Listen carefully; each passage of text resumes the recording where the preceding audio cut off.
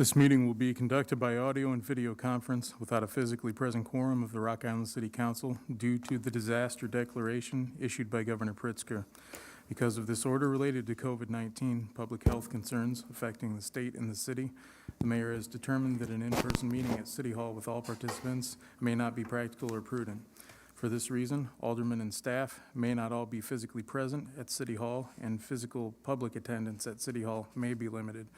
This meeting can be viewed live on Channel 9 for Mediacom customers living in Rock Island, or on the city's YouTube channel at www.youtube.com/user/rockislandil/live. Okay, roll call. Alderperson Robinson, absent. Hurt, absent. Gilbert, Present. Swanson, Here. Parker, absent. Poulos, Here. and Mayor Pro Tem Geenan. Here. We have a quorum. Okay, we are going to begin tonight. We have 3 presentations. We also have a strict stop time at 6:30. Want to make sure we have time to honor our Citizens of the Year. We're going to begin with a presentation from Jerry Jones with the King Center on our Enterprise Zone, or the Enterprise, West End assessment conducted by Enterprise, excuse me. This was a community needs assessment that we've been talking about for a while, so we've got the report, and I'm looking forward to engaging with Enterprise on this. Excellent. And now, not take up very much time, we have Enterprise Community Partners here with us to present the report and its recommendations. So without any further ado, I present to you Jordan Pearlstein. Thanks, Jerry. Can everybody hear me okay, hopefully? Yes. I first want to thank the John Deere Foundation and the Community Economic Development Department for funding this work, and the staff from Martin Luther King Jr. Community Center and CED, community conveners, for their hard work and insights, and a special thanks, obviously, to Jerry Jones for his management of and dedication to the project. And thank you to City Council for creating the space to share the findings and recommendations for the report. To introduce myself, I'm Jordan Pearlstein. I'm the Director of Equitable Recovery and Revitalization at Enterprise Community Partners, and I'm joined by my colleague, Michelle Juma. I'm going to attempt to share my screen here. I apologize, one moment. Jerry, I might need to phone a friend here and just a second, but I think I've got it. Hopefully folks can see the presentation okay. Yep, we got it. Great, okay, because I can't look at you and the presentation at the same time, so thank you very much. So tonight I'm gonna share an overview of the project, who was involved, what was the purpose, what was the approach and the process, in short, how we got to where we are today. Then I'm going to share the findings from the assessment, including the assets to leverage or grow, disparities to address, barriers to overcome, and windows of opportunities to seize. Finally, I'll close with some recommended keys to success, as well as some objectives and strategies to inform and inspire action in the West End. And at the end of the presentation, we'll hold some time for questions and answers. So first, I'd like to start with the original purpose of the project, which was to assess the needs and opportunities in the West End and make recommendations to the City Council and the John Deere Foundation on how to improve the lives and livelihoods of West End residents. An underlying assumption of the project was that West End residents had not had sufficient opportunity to inform assessments and develop recommendations focused on their own neighborhood. So to account for this, the intention and design of this project was to prioritize the voices of West End residents. To that end, we designed a process that included the following key stakeholder groups, which you'll see on the slide. It included the project team, which consisted of representatives from the MLK Center and the City of Rock Island's Community and Economic Development Department. It included what we have been calling community conveners. Early in the project, working with the project team, we conducted a stakeholder analysis to identify community leaders who already have the trust and access to West End residents. And these community conveners were invited to be part of the project as community conveners who would inform the assessment and recommendations and directly support engagement with the broader West End community. Our funders, as I already mentioned, were the John Deere Foundation and the City of Rock Island's Community and Economic Development Department, which was able to fund the procurement of a consultant team before you. That is Enterprise Advisors, which is the mission-based consultancy division of Enterprise Community Partners, and we were contracted to manage the process and produce the deliverables. Here you'll see the original project approach. I apologize, it's probably a little bit small on your screen, but it is also detailed in the report. But you'll see the original project approach compared to the revised project approach. The changes to the approach were due to a variety of factors, including, and most obviously, issues like the pandemic and the racial reckoning following the murder of George Floyd. While we want to preserve most of our time in the presentation to share the assessment findings and the recommendations, rather than details of the project approach, one reason for the change I think is important to note because it actually highlights and constitutes an assessment finding in and of itself. Community conveners shared that an underlying assumption of the project, that is that West End residents hadn't shared their thoughts on community needs and recommendations, was not accurate.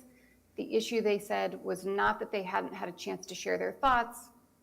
As I'm sure many of you are aware, there have been numerous planning efforts throughout the decades so that they had shared their thoughts, and many West End residents did not see the resulting change happening in their community. So they felt that going back to the community members again to ask for their input might have the opposite effect as intended and can actually contribute to even greater frustration or distrust with the process and prospects for change. So as a result of these factors, and especially the last one, we relied more heavily on lifting up the past still relevant recommendations from the neighborhood and the insights from the community conveners and project team.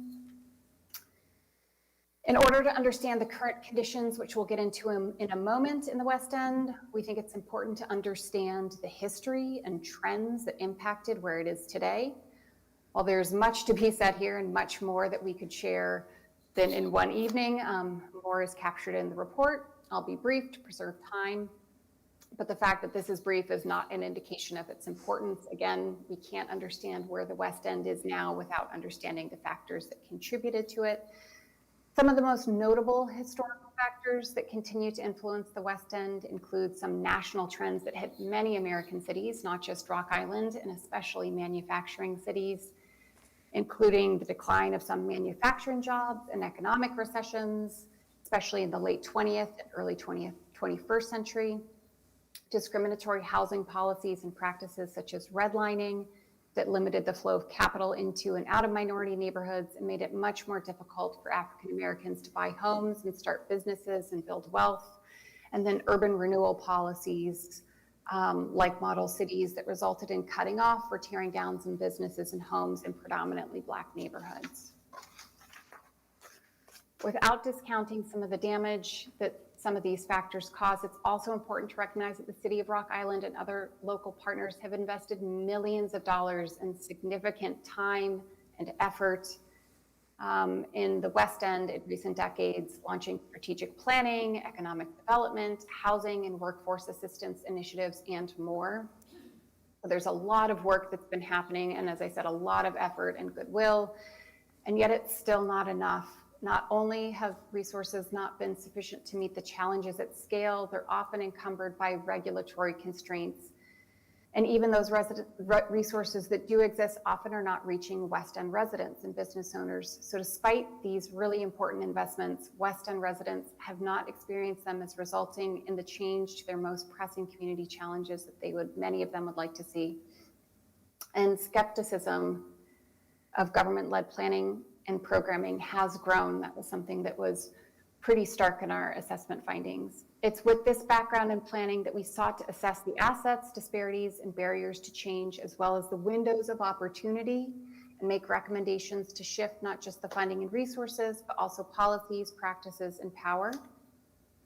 So I want to start first with the assets.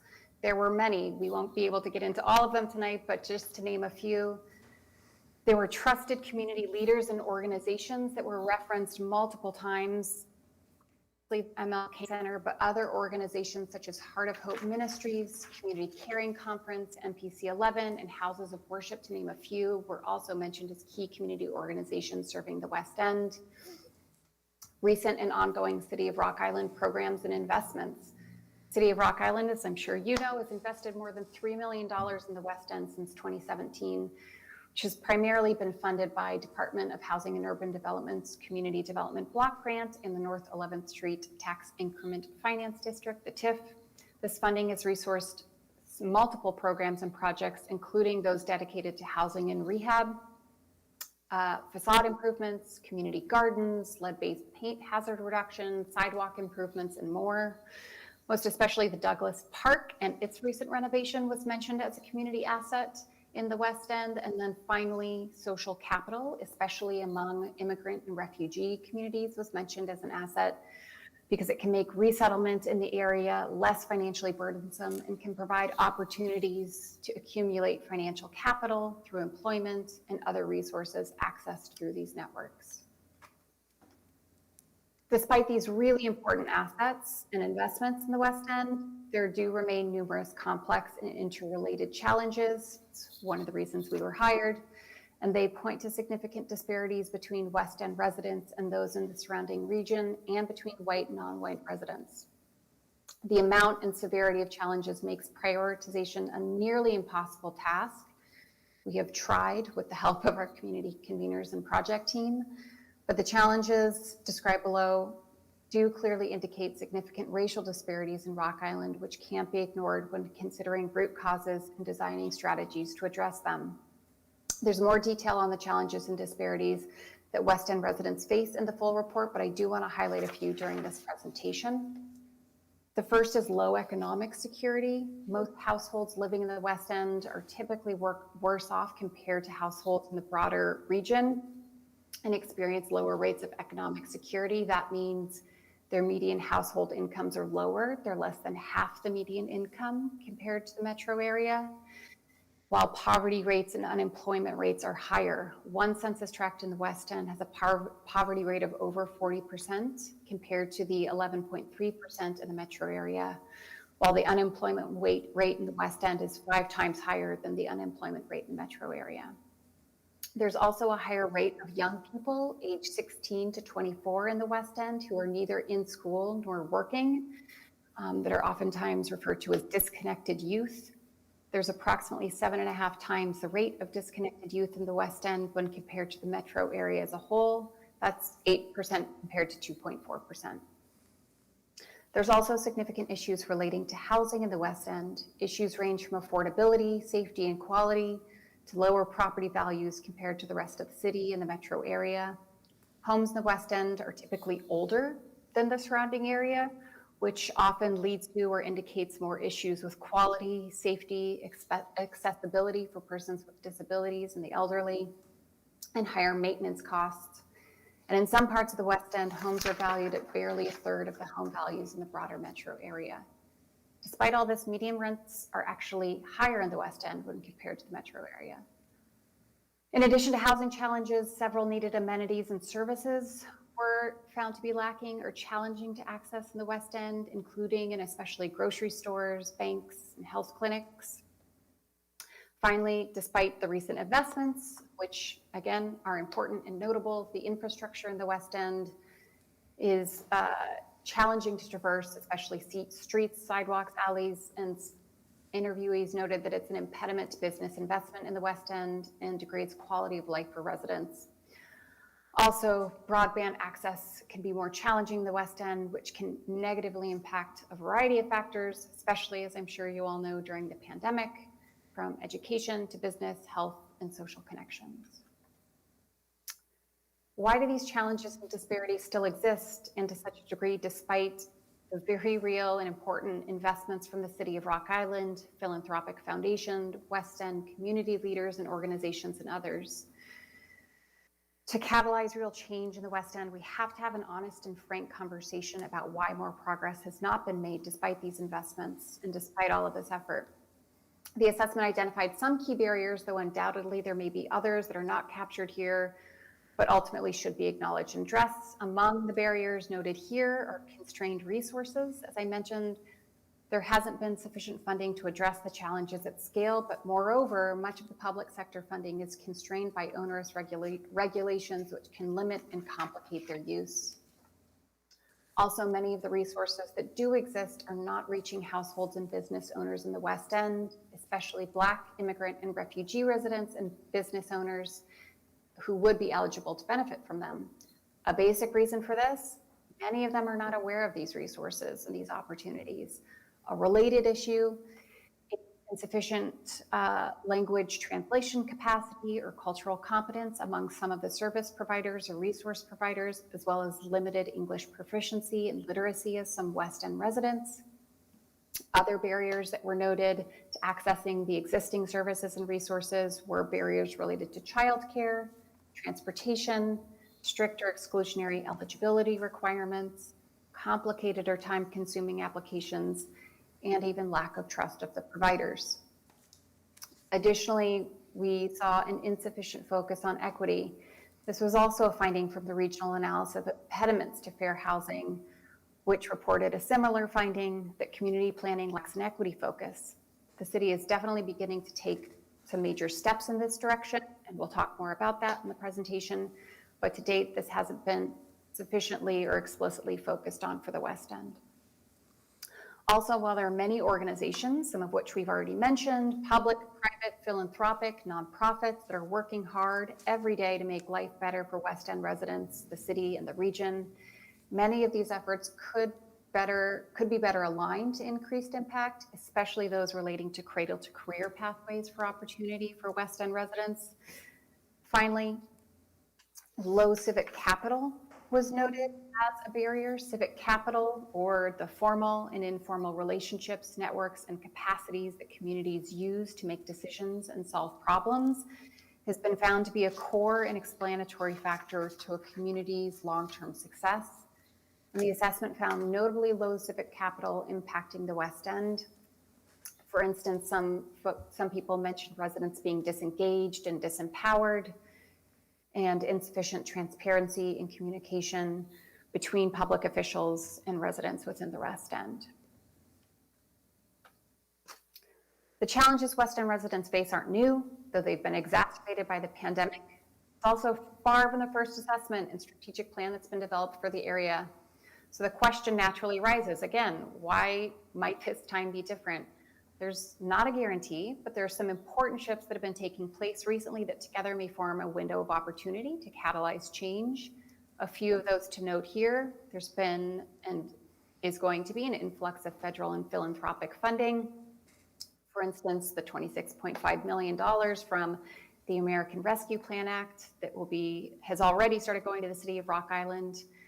And also quite recently in 2021, a recent commitment from the John Deere Foundation to invest $200 million over 10 years. Of that, $100 million is earmarked for the families and youth who live, work, and learn in John Deere's home communities, obviously the Quad Cities area. Additionally, in 2019, the state of Illinois signed into law an amendment to gradually increase the minimum wage. As of this year, it's $11. By 2025, it will be $15. Definitely a step in the right direction. And additionally, there have been some recent school district improvements that were notable, including creating family liaison positions to engage with the neighborhood school community better and understand family needs, designing new, more rigorous curriculum, increasing cultural competence among school staff in the curriculum, and their participation in the Quad Cities educational data exchange. Finally, cross-sector regional efforts like Rise United have recently launched and are designed to address issues like those that are most pressing in the West End. Members of the project team and the community conveners participated in 2 workshops to develop vision, values, goals, and objectives for the West End. These workshops were informed by a review of the existing conditions, which we've shared with you, and obviously there's much more detail in the report, as well as the project team members and community conveners' own experience living and working in the West End. As a result of these workshops, the following guiding framework was created that you see on the slide, which includes a vision for the West End, in which it is a preferred place to live and thrive. Values that were stated to guide the neighborhood include justice and equity, inclusion, trust, collaboration, empowerment, respect, and communication. And finally, the stated goal which also guides the recommended objectives and strategies, is to build the West End community's wealth, power, and livability. Before we dive into the recommended objectives and strategies, I wanted to share some cross-cutting keys to success to consider throughout. These include being equity-centered. Because of the clear disparities that came about as part of the assessment, especially the racial disparities seen in the West End assessment, we think it's vital that any goals for the West End are explicitly designed to close racial disparities, and that these goals are measurable so that progress can be evaluated and adaptations can be made if necessary. We think it's important to design for multiple impacts. This is already something that's happening, but we think it's going to be especially important to continue and expand this in the West End. So with any project in the West End, considering how to design it in a way that it can achieve multiple impacts. So for instance, community development projects not only deliver needed housing, services, or amenities to West End residents, but they can also be a vehicle for focused workforce development, targeted hiring with living wage jobs for West End residents. Cross-sector collaboration will also be an important key to success. The challenges that West End residents they impact multiple fields. No sector can do this alone.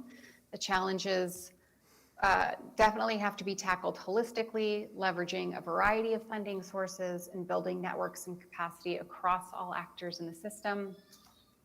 And finally,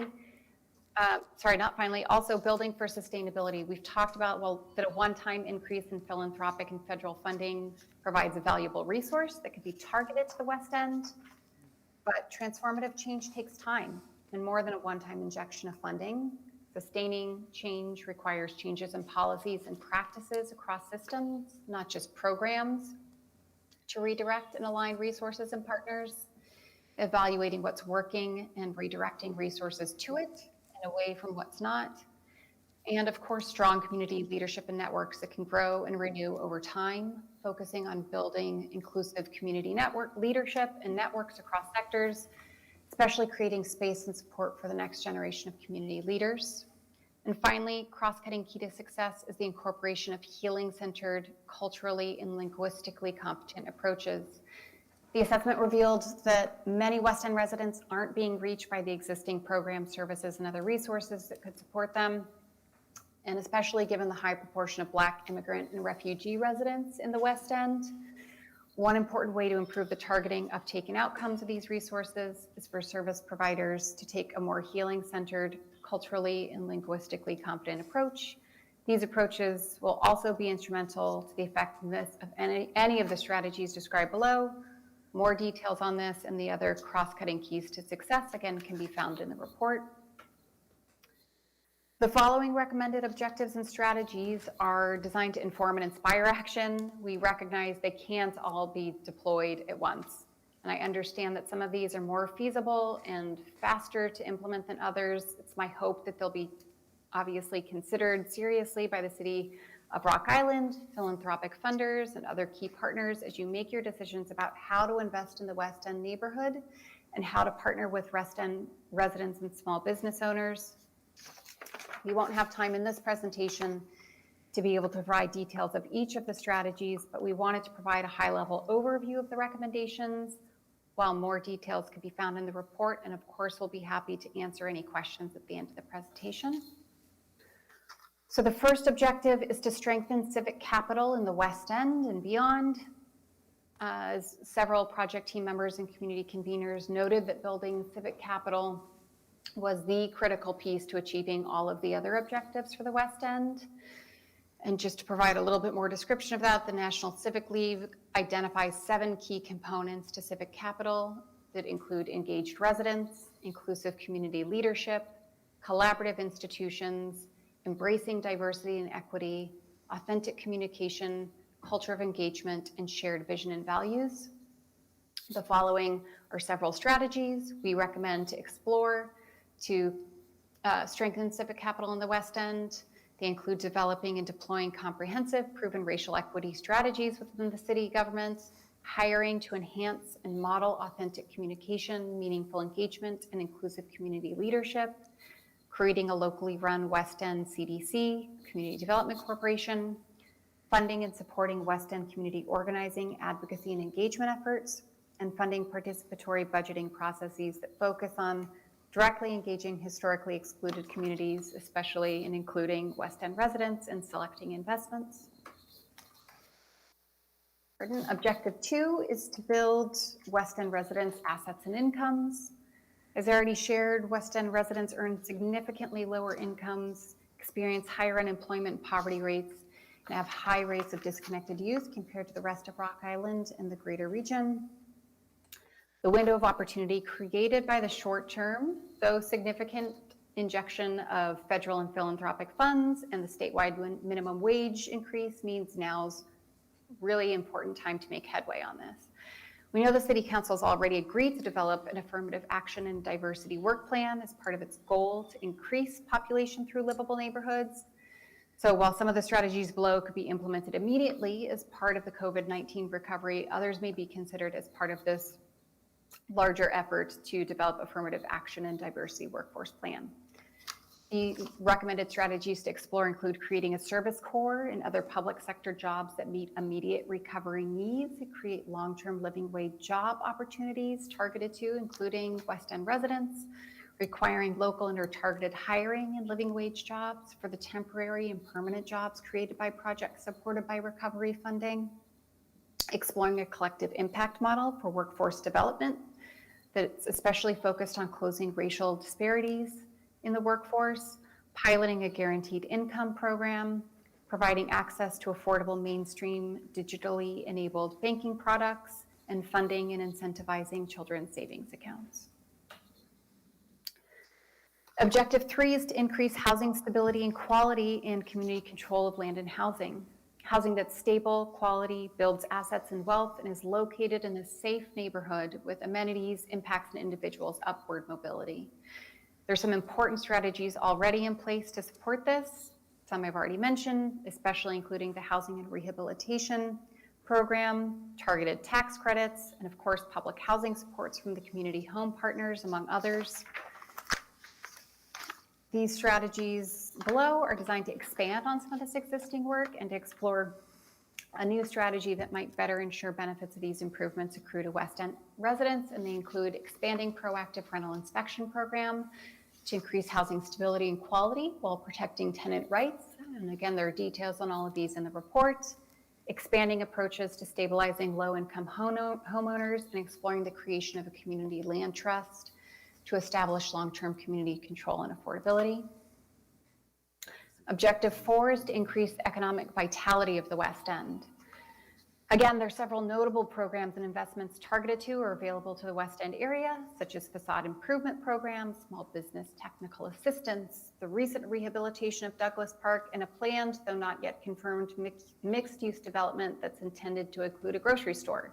So again, positive steps being made. However, West End is still struggling with not enough thriving businesses and living wage jobs, and a notable absence of some much needed amenities and services, including grocery store, health services, banks, and community facilities that can serve all West End residents and more. For the West End to become a community that builds power, wealth, and livability of its residents and a preferred place to live and thrive, there must be more and more targeted investment to support, grow, and attract businesses and entrepreneurs, and to provide much needed services and amenities to all community members. And again, below are some recommended strategies to explore. They include building and resourcing a large facility in the West End to house community groups, services, and amenities for more West End residents, leveraging publicly and partner-owned property in the West End, catalyzing development on the 11th Street corridor to attract more needed services and amenities to the West End, adopting a community navigator model to support West End businesses and entrepreneurs, establishing purchasing policies that give preference to local disadvantaged business enterprises, or DBEs. Again, many of these are already being explored, but could be expanded upon. And then finally, Objective 5 is to improve the infrastructure and visual design of the West End. So again, while investments have been made to improve the infrastructure in the West End and should not be discounted, many interviewees and community conveners continue to point to deficiencies in the West End infrastructure, some of its sidewalks, streets, and broadband access, and the impact on everything from transportation and business attraction to recreation and educational outcomes.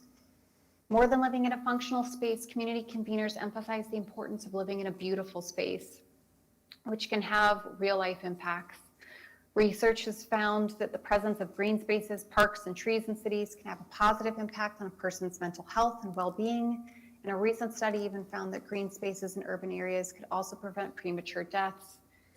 Further, arts and culture and creative placemaking can increase social cohesion, key component of civic capital, and improve mental and physical well-being, even and especially during times of crisis like the pandemic.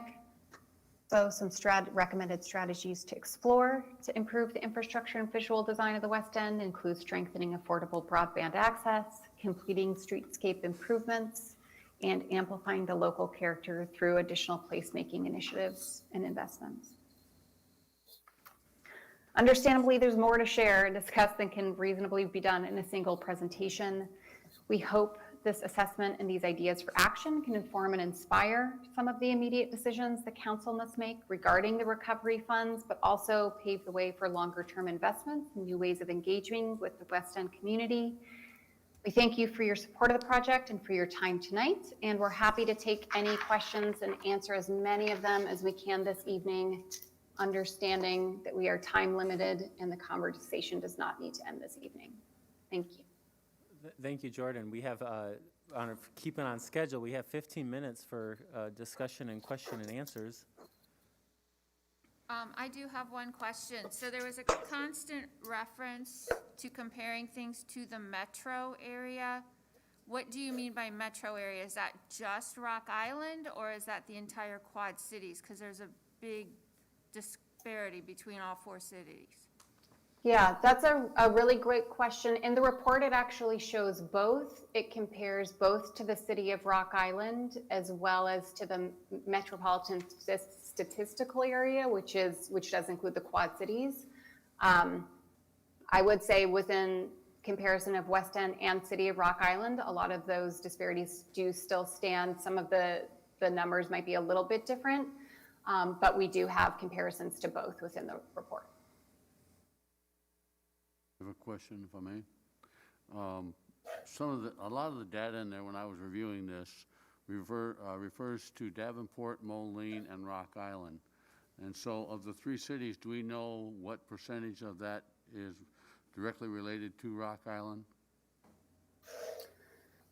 So I think I might not be referring to the exact thing you're referring to, but I think I am, and we can talk about it more if not.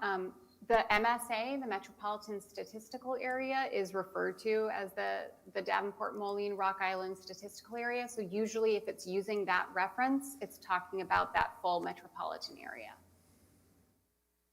Thank you. So when you had to change the process, because originally I remember there was talk of the community, I forget what they were called, we're going to go door to door talking to people. So when that process changed, you said community leaders and community conveners, they were the ones providing the input, is that correct? The project team members and the community conveners, and then once we had some of the initial pieces in place from those workshops, we also asked the community conveners and project team members to share information and gather input, but it was not in a broad, systematic way as we originally had in the proposal and as we had in the original project approach. Okay, so how many people did that include? I'd have to ask the community conveners in terms of how many folks that they ended up speaking to as part of that process, but we did include also interviewees at the beginning of the process, about 15 to 20 interviewees, and then including the project team members and community conveners, I would say it was about 30 people that we had direct targeted engagement with throughout the process. And then again, they were having conversations with their colleagues and partners throughout. Okay. So of all the data that you collected, and there was a lot of data in the report, what did you as an expert feel were the most impactful factors preventing upward mobility and stability? Yeah, that's a great question. I mean, I think some of it has to do, we talked a little bit about civic capital. Some of this is going to sound a little bit squishy, so I apologize, but I think these squishy things can be really important. Civic capital is a really important explanatory factor. And then also I think making sure, especially workforce development programs, are targeted and better aligned. That was one of our recommendations. There are a lot of really great workforce programs out there.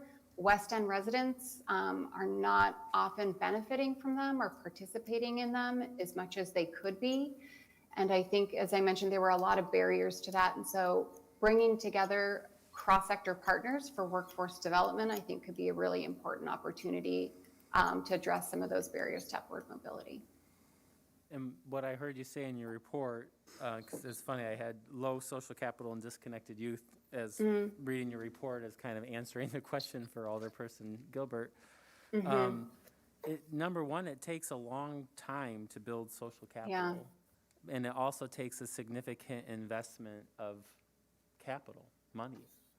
And the return on investment is that the payoff, correct? You need to really infuse of cash, some capital to really to build the social capital of a neighborhood. Is that correct? Yeah, I think that's right. I also think the good thing about the building of social capital is that there are ways to build it in with everything that you're doing. We provided some recommendations on how to do that, but some of those can also be tactical placemaking activities that don't have to be necessarily huge dollar investments, but that can provide opportunities to start building back some of those connections. So is this report being shared with the school district? Because the data regarding the school district or the issues with children in school, the whole education factors, were very distressing, to say the least. When we originally began this project, the intent was not just the school district, but to share it with across sectors, across the community, to get a very broad picture of what investment is needed in order to make an impact in this area of Rock Island. So the short answer to your question is yes, and more. Mr. Jones, I've had the opportunity to talk to Dr. Lawrence and the district leadership team, and one of the main concerns is to increase the amount of, I guess, employment or advancement from people basically in the West End. And I guess I'm having a hard time if their goal, the school's goal, is to increase the opportunity, where is the barrier there? Because if that opportunity is there, we want to do everything we can to make them achieve that goal. Do you have any comments on that? I'd cede that to Jordan, but before I do, understanding that the school district's push towards that is recent, and this assessment is talking about historical factors to what has led to where we're at currently. And I'll point to Alderman Geaton's point too. It takes time, not just for social capital, but for these projects to take root and show impact. Anything you'd like to add to that, Jordan? Sure. Yeah, I should have clarified in the presentation. It's clarified in the report. The assessment component, this started back in toward the end of 2019, and a large part of the assessment, especially when we were talking with schools, was done in early 2020, end of 2019, and then for obvious reasons with the pandemic, it was put on pause.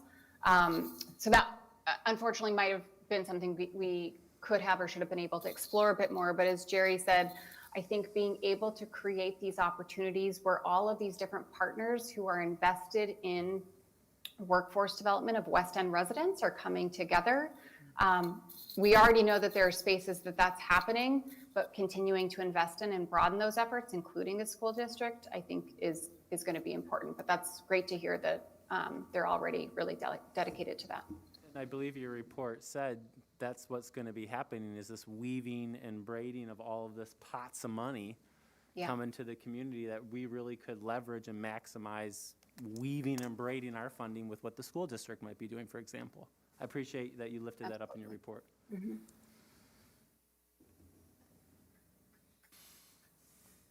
Jordan, from your experience with other communities, what is the, I guess, the institutional perspective? And by that, I mean, so we have this goal here, strengthen civic capital in the West End, which I think is a fabulous goal. I would like to have us realize this goal.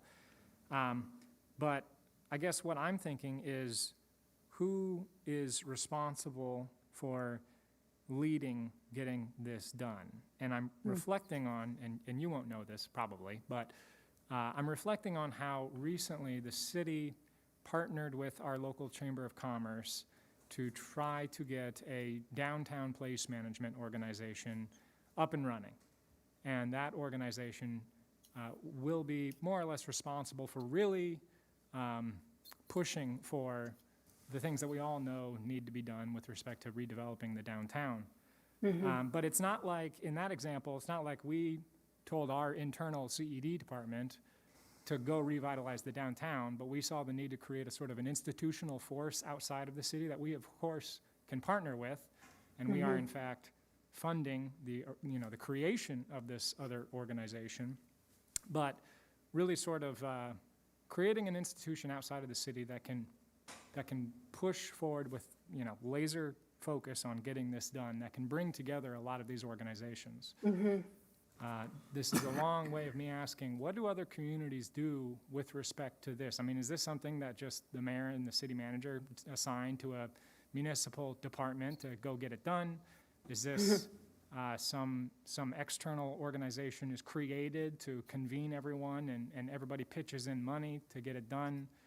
From an institutional, organizational perspective, who's responsible for getting this stuff done, and who's responsible for leading the charge to do so? Well, the good and the bad news is that there's something in there for everyone. There's a role for everyone to play, and a role that I think everyone must play. I don't think that, even when thinking about West End residents, this isn't something,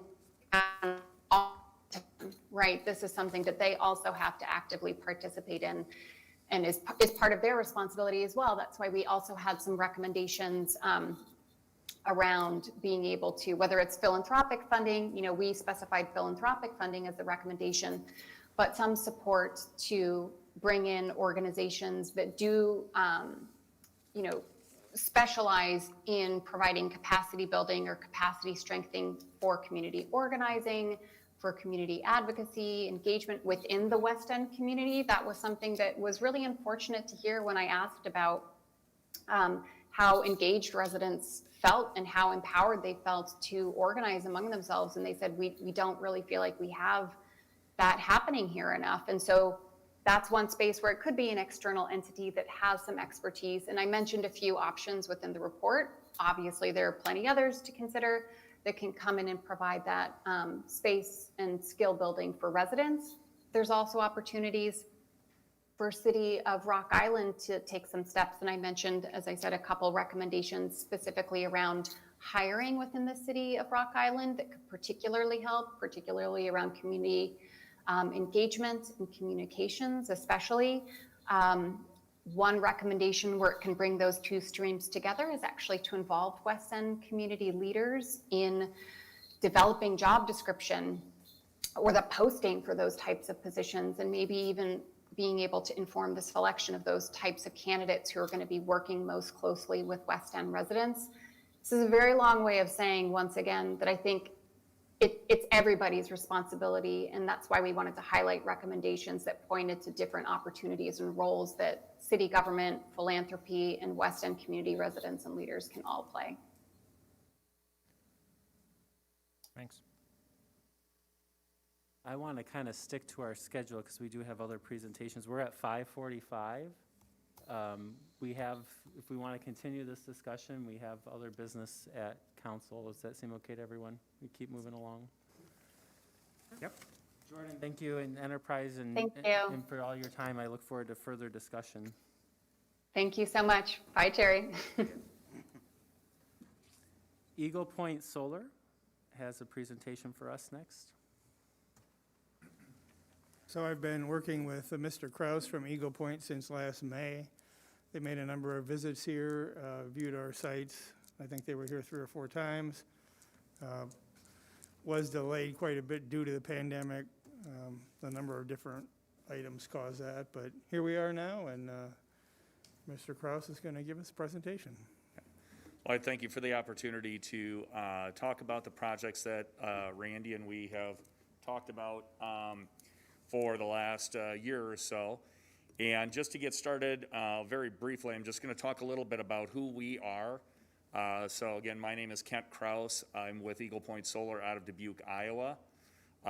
We are one of the largest installers in the state of Iowa. We've done about 1,800 projects between Iowa, Illinois, and Wisconsin, about 35 megawatt of solar in the field. We work with a number of trade associations between Iowa, Illinois, and Wisconsin.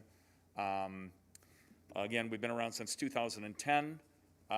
We provide turnkey solutions for industries, businesses, residences, municipalities, counties, pretty much anything from a couple of panels on a rooftop at a home to megawatt installations for municipalities. We do things a little bit differently than some installers out there. In solar is all we do. We're essentially a construction company that does nothing more than build solar arrays 12 months out of the year. Some installers out there are electricians, or they're geothermal places that kind of get into solar as well. This is all we do. We also, something that sets us a little bit apart is we do not subcontract our projects out to other installers or other contractors. We do everything in-house. I'll talk very briefly again about solar and how it works before we jump into kind of the things that we're talking about here. So essentially, it starts with There's the beautiful views. 1 second, we have to mute someone here. On the other side of the road down here, let me know,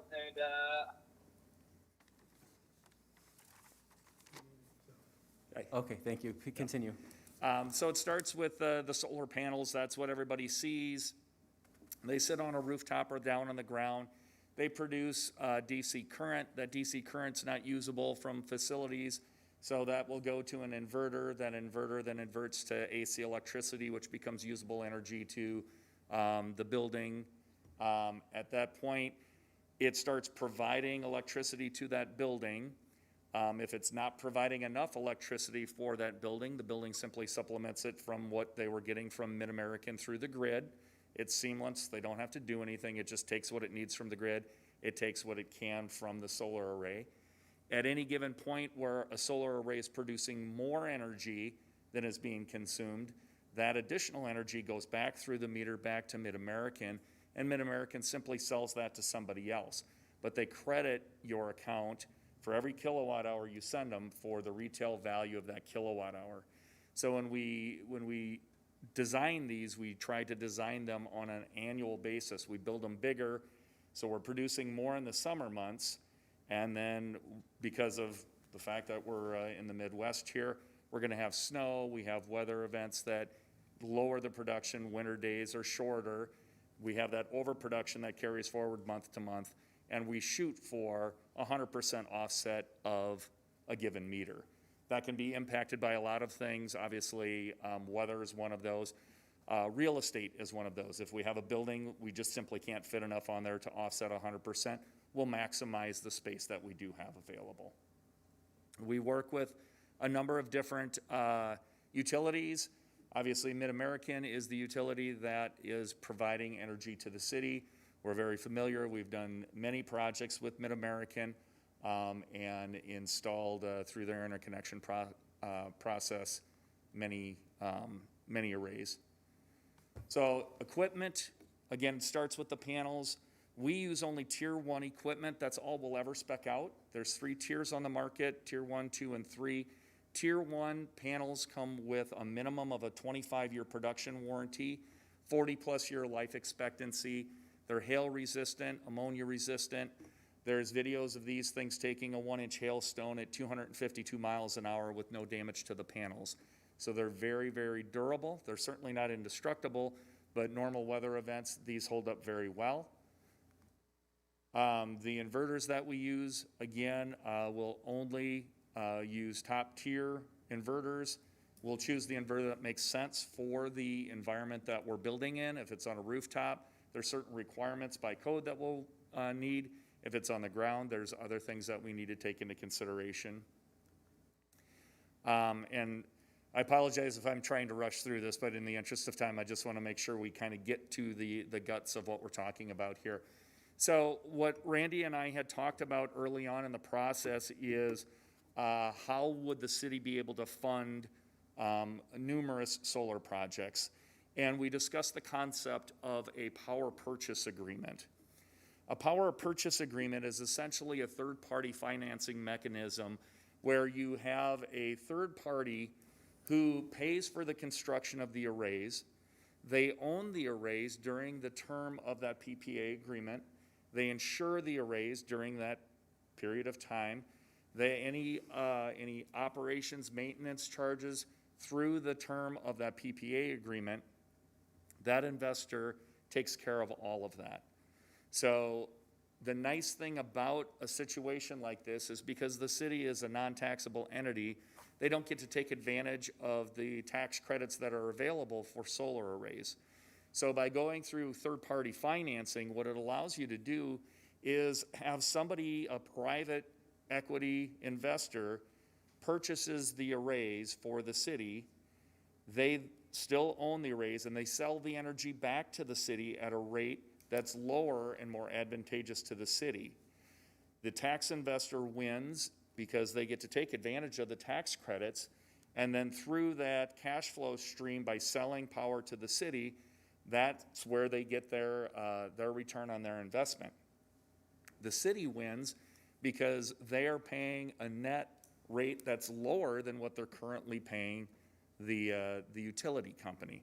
So it's a win-win situation that over time, the city wins by paying less for their energy over the term of this contract. The investor wins by, again, taking advantage of the tax credits that are available, and then also being able to have that cash flow stream through the term of the contract. So a little bit more about PPAs. PPAs have been around for a while. They've been available in about 28 different states. Being from Iowa, we did a PPA contract with the city of Dubuque where we're located back in 2014. The utility sued us saying we were trying to act as a utility by selling power off of the array. It went through the Iowa Utility Board. It went to Iowa District Court, all the way to the Iowa Supreme Court, and we won in court, basically the court stating that you're not a utility unless you're servicing many people. PPA is a one-to-one relationship between the investor and the off-taker of that energy. PPAs are legal in the state of Illinois. We have one just not too far from here, VIT Schools, is a contract that we did under a PPA agreement. So these things are common. We own about 55 to 60 PPAs that we've done since 2014 through now. I'll talk a little bit about the process that got us here. So we worked with Randy to kind of determine what facilities, what buildings might be good options for a solar array. We had about 17 different meters that we were looking at trying to offset through solar. After going out and doing a site assessment, so we came out, we flew a drone, we mapped the area, we got our measurements to determine where we could actually have a feasible solar array. It pared down to about 15 different arrays, and that's what we put the numbers together for. So when we look at these numbers, again, I had sent Randy the individual sites, so you could look at the economics for the individual sites. However, just for the sake of presentation, what we did is we took a weighted average of each site's cost of energy, and that's what we used for the cost of energy, and then carried everything through. So the financial return sheet here is really going to be looking at a combination of all 15 sites in one spreadsheet. So if we look at today, and this is going to be a little bit hard to read here, but if you look at line number 1 or year 1 there, under the current energy rate, the weighted average of these 15 meters was 5.46 cents per kilowatt hour that the city is currently paying. Those 15 meters use a little over 4.1 million kilowatt hours annually. In addition to that cost of energy, that current energy rate, there are a number of meters that are demand meters, and this is where the utility lowers your cost of kilowatt hour energy rate, but they put a demand charge on there, and it's based on your kilowatt usage and demand spikes. So when a building, things get turned on, there's a spike in energy usage, and it might be a very brief spike, but what the utility does is they will bill you, they look at every 15 minutes through a billing period, whatever the highest spike is in any given 15-minute period, they're going to bill you 75% of that spike. Even if you don't use that energy, their logic is they have to have that energy available, so they're going to charge you to have the capacity to do that. So you have a number of meters where you're getting a demand charge charged against that. Mid-American does not require you to be in that rate code that charges that demand charge. Typically what they'll do is evaluate the meter and say what would be the best for the customer, and sometimes that demand rate code is best for that. However, when you install solar, you don't want to have that demand charge on there. So what we're doing in this scenario is we're moving out of that rate code and supplementing that energy usage from the energy from the array. So if you look at that annual charge from demand charges, there's $78,000 worth of demand charges there for a total energy cost of $302,560. With the arrays that we're looking at, these 15 arrays added together, we're going to produce a little over 1.9 million kilowatt hours, so a little bit less than half of the usage of those 15 meters. Again, you might say, well, why aren't we producing enough to offset all of it? It's simply just real estate. There's not enough room on the buildings to put an array to offset the entire usage of that building. And the utility requires with that we use the building space. If we're putting it on a roof, we can't use a different building to offset another building. The utility doesn't allow us to do that. So we're producing about 1.39 million kilowatt hours. We have a PPA rate of 5.88 cents per kilowatt hour. So your energy charges off of the array would be $114,072. You're still using more than 50% from the utility. That rate, new rate, because you would be in a different rate code, would be about 6.45 cents per kilowatt hour. And you can see our usage is a little over 2 million kilowatt hours there. Our demand charges, however, go down to zero. So we're reducing that demand charge by that $78,141. So our combined energy cost in year 1 is $253,885, or a first year savings of a little over $48,000. One thing that you'll notice when you look at this data is that current energy rate from year 1, 2, 3, and so on and so forth continues to go up. We're putting in an escalation rate of 3%. The average utility rate increases is 3.78%. But when we do a PPA, we tend to try to be very conservative. So we're looking at an increase in that rate of 3% per year on average. We're keeping the kilowatt hour usage the same. There's no way for us to predict with 15 different meters, will that go up or down? So we have to just keep that consistent. The other thing that you'll notice is the kilowatt hour produced. So in the first blue column there under solar array, that production in year 1 is 1.939 million kilowatt hours, and then it goes down to 1.930, and then it goes to 1.920. So what we're doing there, again, to be conservative, is the panels themselves do degrade over time. They get a haze over them like a headlight on a car over time, and they'll produce less year to year. Earlier I'd mentioned that the panels come with a minimum of a 25-year production warranty. What that states is if the panel produces less, then it drops its production by a 0.5% on average year to year, the manufacturer replaces that panel. So what we're doing here is we're taking it to that full 0.5%. We've never replaced a panel out of the tens of thousands of panels we have in the field from degradation, not one. So we don't expect these to degrade at that 0.5% per year. But again, being conservative, let's take that degradation factor and put it in there so you can see in that column, our production is going down. The PPA rate column is going up. That's going up at 2% a year. So you have your utility rate going up at 3% and the PPA rate going up at 2%. So it's growing not as fast as the utility rate is expected to grow. So as you carry that across, you'll notice that your yearly savings year to year does grow over time. The typical contract is 25 years, and you can see here at the end of that 25-year term, the city will have saved $1.57 million. That's with no capital outlay to the city at all. There's no insurance cost to the city during the term of the contract. There's no maintenance and operations cost to the city during the term of the contract. They're simply just giving up roof space that's typically not being used for anything. And there's a couple of meters where we do have some of the modules on the ground as well. Again, the term of the contract that I have here is 25 years.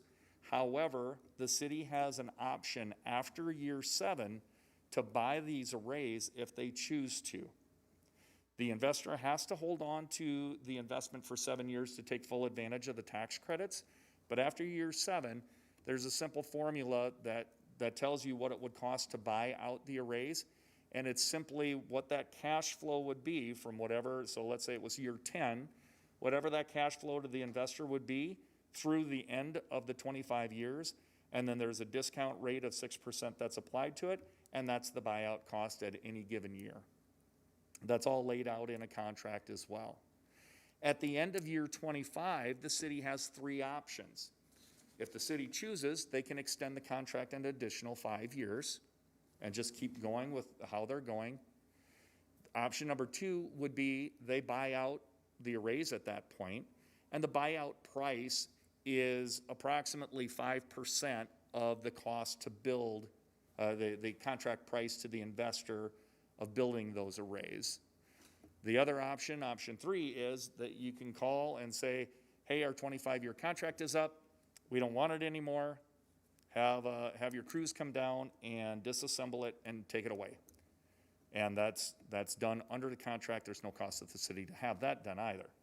However, keeping in mind that in year 25, if the city does choose to take ownership of that array, you're starting now to take full advantage of all of the energy that's produced there instead of just the difference between what you would pay to the utility and what you pay for the PPA rate. So you're taking full savings off there, which, again, if need be, I can certainly put a 40-year projection on there and say, once we buy this out, what does that savings look like annually, year to year there?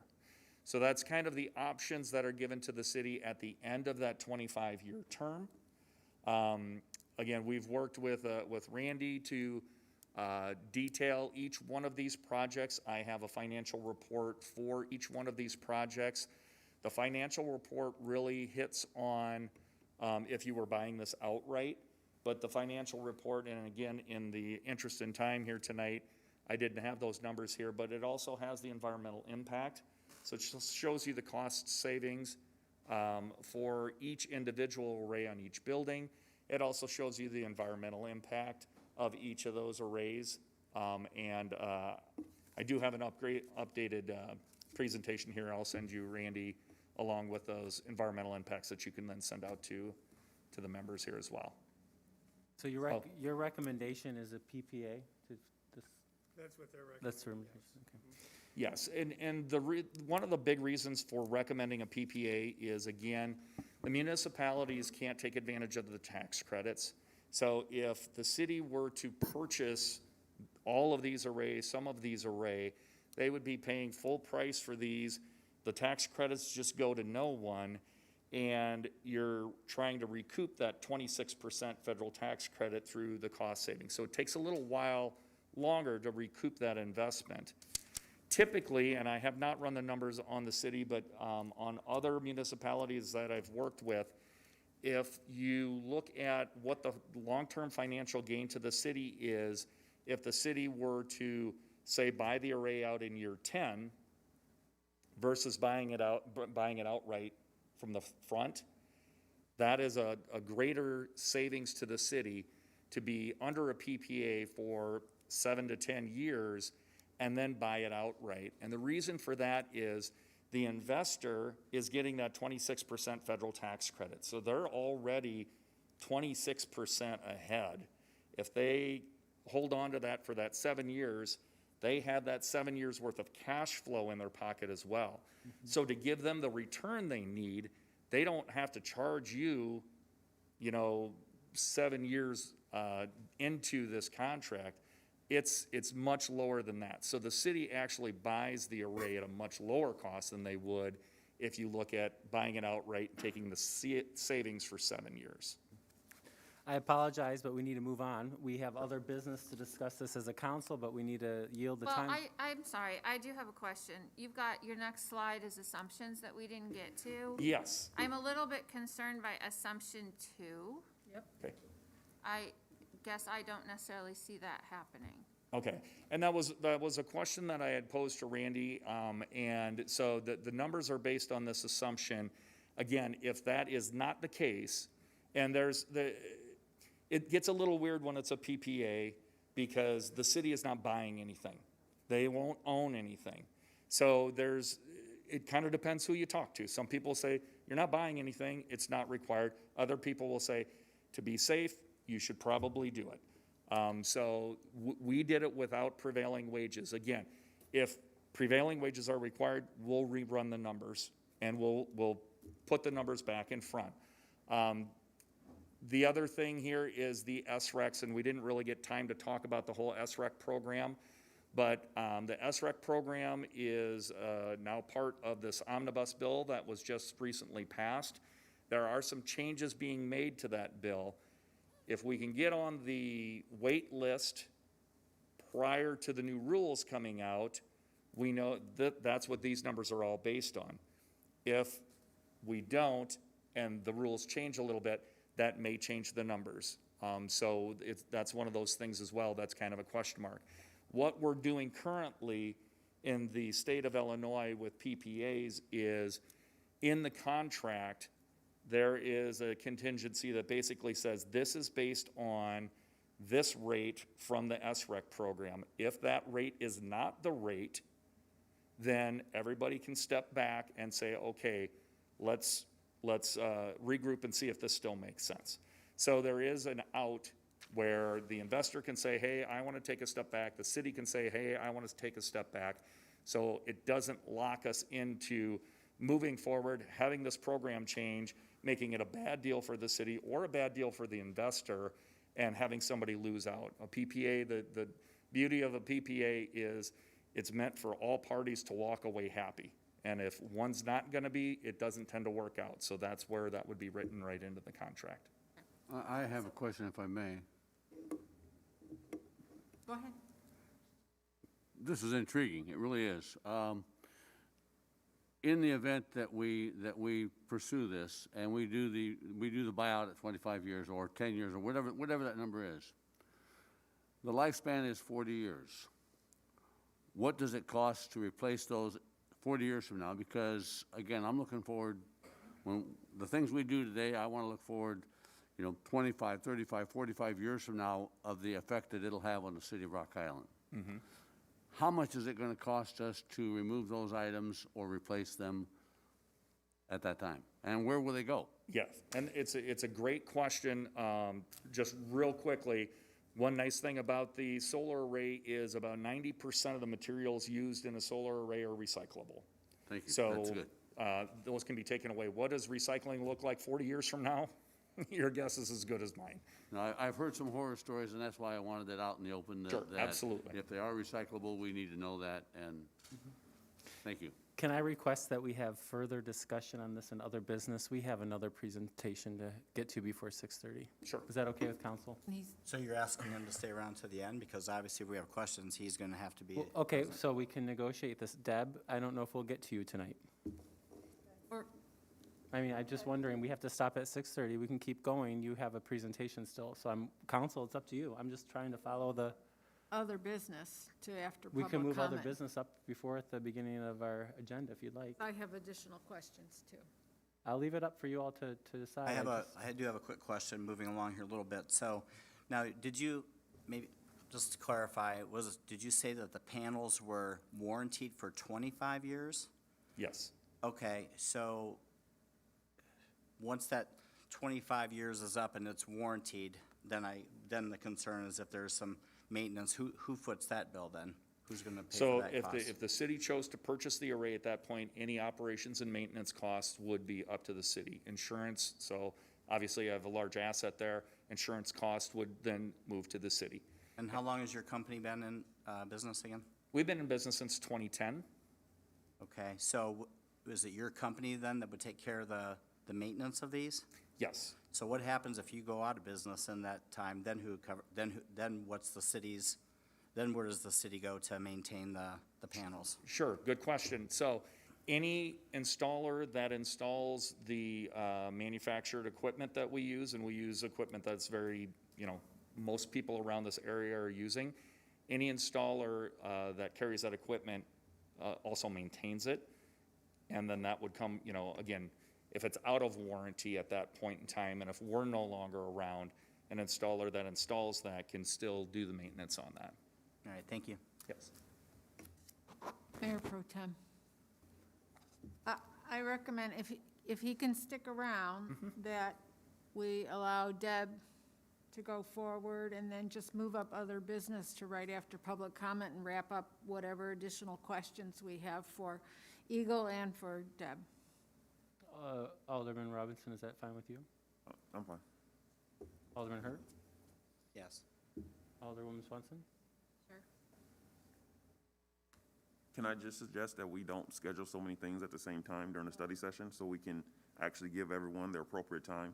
Because even the first presentation, That should have had an hour. we should have and a had more comments or more questions with that, but everything is being rushed right now, so. I agree. Well, the problem is you never know how many questions. Sometimes council has no questions and we're done in 15 minutes. So it's difficult to, I would rather have that. I'd rather have more time than not enough time.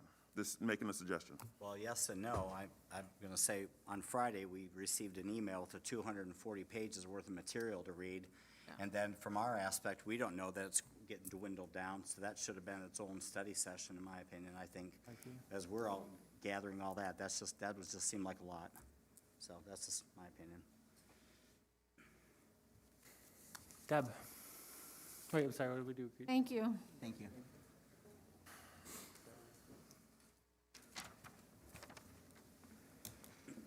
I'll start off and then we'll tag team for a bit.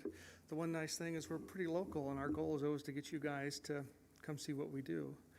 So we're just going to go over the basic process for utilizing or bringing the carriage house online. See if I can do this one. So we've done a marketing goal and kind of a basic assessment of looking at, for a process, looking at a community. We have this marketing theme of learns, gardens, celebrates, plays, tours, hikes, grows, all at Hauberg, to try to give that kind of theme of what the estate can be for the community. So here's the parts that we can use for the Hauberg estate. The mansion itself, which we realized was 5,000 square feet bigger after someone did a tour of it. The grounds, we've been bringing the ponds online, the forest for people to use for its reinvigoration. The meadow can be used. Hauberg Field has been used for many, many decades. The parking facilities, we have a wonderful access to an archivist at Augustana College that we hired one for the Hauberg collection. So again, 125 linear feet of just paper. 100,000 glass slides and images, which again have been great for historical study for a lot of groups nationwide. It's been a nice little caveat. What we're here tonight is to look at what is underutilized at the estate. And right now for us, that is the carriage house. So you're bringing this 8,000 square foot carriage house online for us, which is a big impact to taking pressure off the main house. It also makes the estate much more complete because you can do one event in one space and they can set up and use the other space for other things. The other thing is someone can spill all sorts of stuff on that floor and you don't have to worry about it. You just hose it down, which is really nice. You can't do that in the main house. The grounds themselves, trying to bring back the upper ponds and the council ring, which again is a huge feature for Jens Jensen Design for part of his aesthetic. And again, bringing that part back is nice. The other thing is utilizing the Parks Office lawn, which on the other side of the Parks Office, one thing we were always told when we started evaluating and running the estate was that we weren't big enough for a lot of events and a lot of things. And so there's a huge grass area over there that you can have 400 or 500 chairs. People can have a nice event over there that's not used, which is kind of nice. Also, it's a nice, actually a nice little wooded area. So again, bring that online would be huge. The other thing that if we get to time is bringing the Terrace Garden online. So utilizing that, redeveloping that as a children's art garden and a Illinois author garden. So we'll get into that a little bit. So for parts of these, again, won't go through all of these, but we've been assessed for looking at how the Quad Cities is used for tourism as a whole. And so again, for most of this one, we hit a lot of the boxes for the Quad City master plan for tourism, for nature and parks, outdoor activities, concerts, art, all of that material that they have looked at that people see as beneficial to quality of life and why you would get off the road more than just for gas in the Quad Cities can be aligned with that plan and things that are done. The economic impact of tourism through the Illinois Governor's Conference. Again, Illinois has been higher than the national average for tourism, which is nice for money that's brought into municipalities. The state and national recognition for gardens and historic properties, we've actually been aligned with the National Horticulture Society, does a garden tour, and we're on that line. We're the only Jens Jensen garden that's on that line, and if they show up to us, we tell them, you know what, you can go to the Botanical Center. Your same little placard that works for us works for them. And so we always try to do those connections to other activities through the Quad Cities, because it's not, you don't just come to us, you want to come to see the rest of the activities that you can. So for parts of this real quick, for stabilization, phase one was always looking at just getting things done so all the bathrooms work, carriage house chimney, some things so things didn't fall over, which was nice. Refinishing the hardwood floors, basic roof repair, basic plastering, getting the water main and an actual functional water meter, which hadn't been there for many decades. We also used CBG money initially to help do some big things like the new electrical service, which was huge. Again, that was all original, beautiful 1910 equipment, but was certainly needed to be updated. And then we've been, since 2019, we've been working with developing the ADA compliance bathrooms for the Quad Cities, for the carriage house. So if we look at what this gets us for, you gonna do the rest? Yep. You push that one. This one. Okay. So the phase two for the carriage house, there's two parts to this, and it's a little bit of a complicated building. The auto room, which is, I think John's been referring to it as the north room. It's 1,400 square feet. The carriage room, which is the south side, and these buildings are not connected. You can only get in them through their separate doors. So there was a tunnel in between that ended up being their driveway, but that has been blocked. So you can't go from one building to the other. You have to go out on the driveway and enter each one. The Carriage Room is 900 square feet, which is where we have decided to put the ADA bathrooms, the plating kitchen, and the bar, because it is the only part of the building that actually has the basement below. So it was actually more economically feasible to do that. Our plan is to have the auto room into an outdoor nature play educational classroom. And of course, they need the ADA bathrooms. They also need a kitchen. And then during the weekend, we can also get additional revenue by renting it out for receptions, meetings, any showers, anything that anybody wanted to rent that for. The stables we want to eventually use as a gift shop. We've been partnering with the Girl Scouts. And if the daycare aspect does not happen, we're still going to be doing programming in there. So it will be with the Girl Scouts. It'll be STEAM on Wheels. Actually, they're going to start doing programming in the mansion in December. Girl Scouts, we've had them over quite a few times. They're looking at more programming in the spring. We had a few things lined up, but those little girls aren't vaccinated, so we kind of held off on that to be a little bit on the safe side. We'll have garden programs, the Terrace Garden food education, and the Terrace Garden Children's Art Garden. So these are the things that we have done. The window repair and glass, and you can see some of the pictures in the auto house side. That's been almost completed, and that was through a grant through Landmarks Illinois. And a lot of volunteer hours. Each one of those windows, because they had plexiglass in them, each one of those windows takes 8 hours to do. So we've been working on those for the last 2 years. The lighting in that room, you can see the chandeliers. Those have been put in.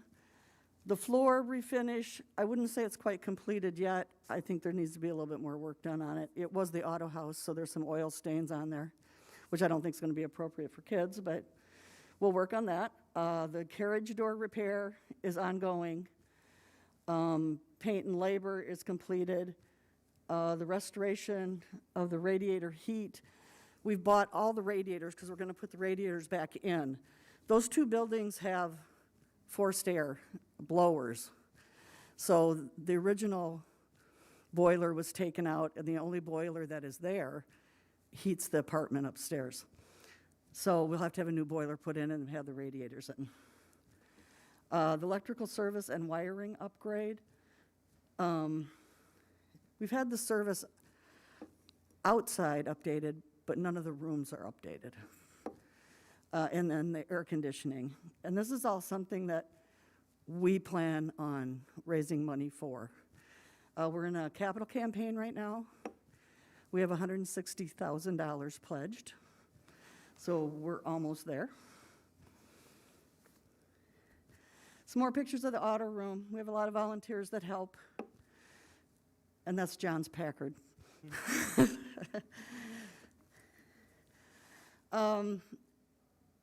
On the carriage room, which is the south side,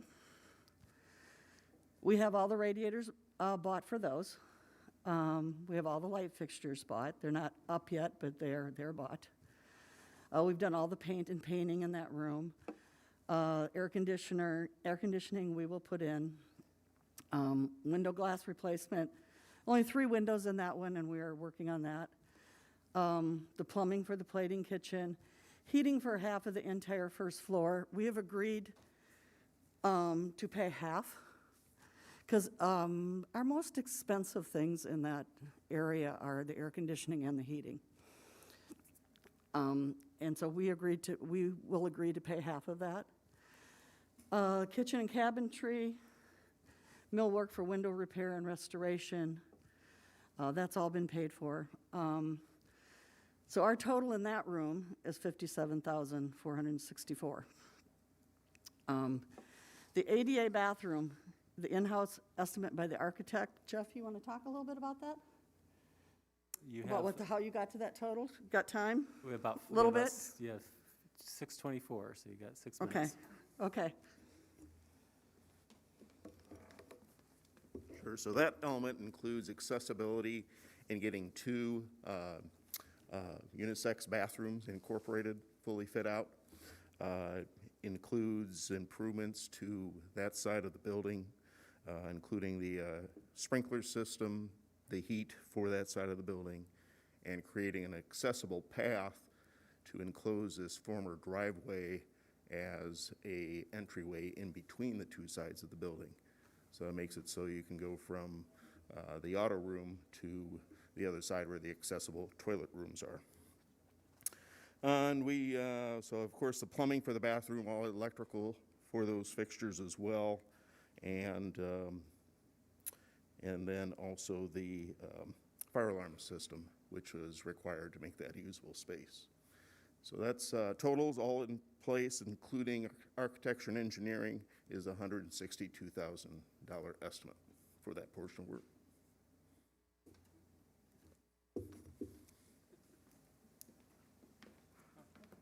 All right, I talk faster. Okay, so we'll go through. So again, here's the carriage house space. So again, just looking at pictures for that, that's actually, that's actually the Hobart, or the parents' carriage that she dragged up from the house by the mill. So again, just showing you the useful space that will be. We have, so again, another thing that the Friends of Group is going to do is, again, another revenue stream is to bring that driver's quarters online. That, again, would be a 2,600 square foot apartment. Long-term rental is currently what we would do. Again, that would be another revenue stream for us. For most of this one, the other thing that was kind of interest is, again, if this building comes online, it will help to support the development of the Terrace Food Garden as an educational garden. We've had the garden, the original plan redesigned.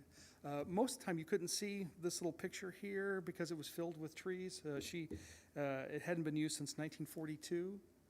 And so the goal there is, again, each terrace has a theme. One terrace, what used to be rows of vegetables and blackberries, would be raised beds, pollinator gardens, flower beds for the kids to kind of pick kind of thing. So that would be the second tier. The third tier of the 5 tiers is ferry education. Ferry walks are huge at children's gardens. We actually have a connection to ferries at Hamburg, the Coddingsley ferries, which is a whole PBS special you can watch. She paid Niedikan to do ferry murals above the fireplaces.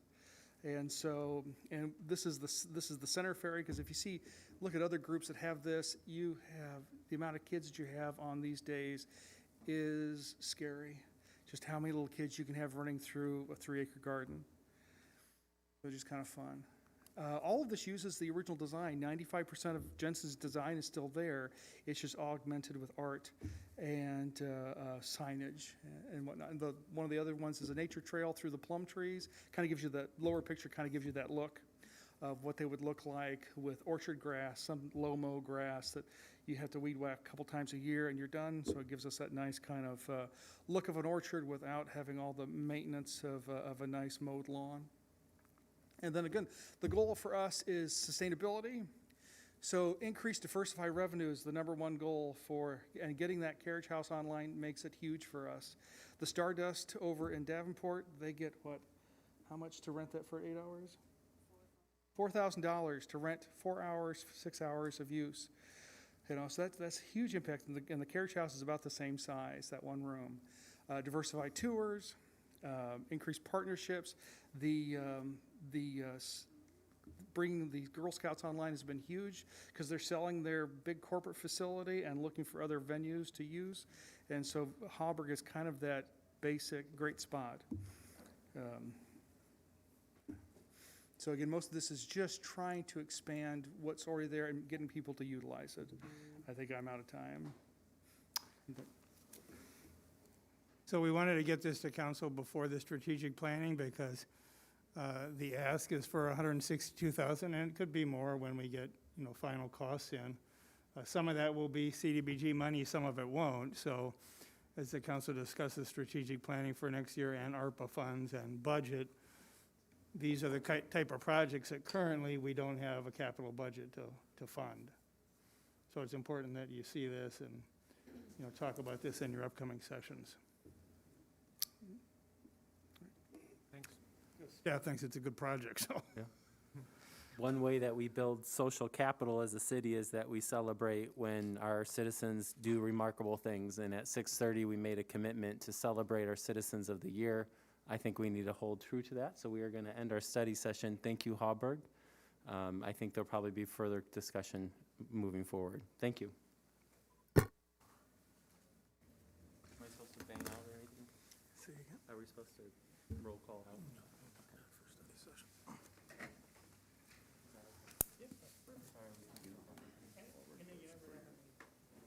They do. Good, how you doing?